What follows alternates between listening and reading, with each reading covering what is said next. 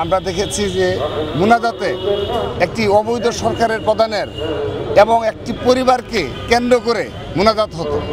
তো এবার কিন্তু সেটা হয়নি। আমরা বিশ্বাস করি আগামীতেও সে ধরনের কোনো কালচার বাংলাদেশে থাকবে না। অবশ্যই দীর্ঘ একটি লড়াই সংগ্রামের পর ফেসিবাদ মুক্ত বাংলাদেশে আমরা ঈদ উদযাপন করতে পারছি এবং বিশেষ করে ছাত্রদলের নেতাকর্মীরা দীর্ঘদিনের লড়াই সংগ্রাম শেষে নিজ নিজ বাড়িতে পরিবারের সাথে ঈদ উদযাপন করতে পারছে।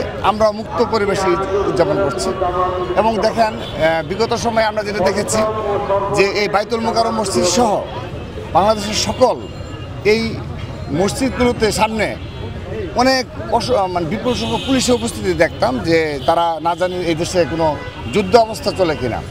তো আজকে দেখেন খুব বেশি কিন্তু পুলিশের উপস্থিতি নেই, কিন্তু আমরা সবাই সুশৃঙ্খলভাবে এবং স্বতঃস্ফূর্তভাবে মন খুলে আমরা নামাজ আদায় করতে পারছি, আমরা উচ্ছ্বাস সহকারে ঈদ উদযাপন করতে পারছি।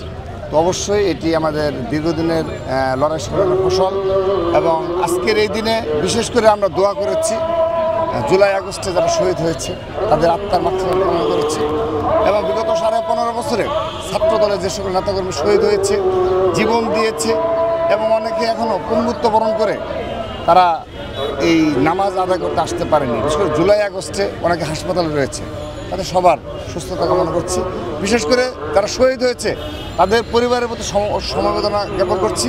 তাদের পাশে বিশেষ করে ছাত্রদলের নেতাকর্মীদের যারা শহীদ হয়েছে বিগত সময় লড়াই সংগ্রাম করতে গিয়ে তাদের পাশে আমরা এই সর্বশেষ সময়গুলোতে বিশেষ করে রমজান মাসে সে সকল পরিবারের সাথে আমরা সাক্ষাৎ করেছি।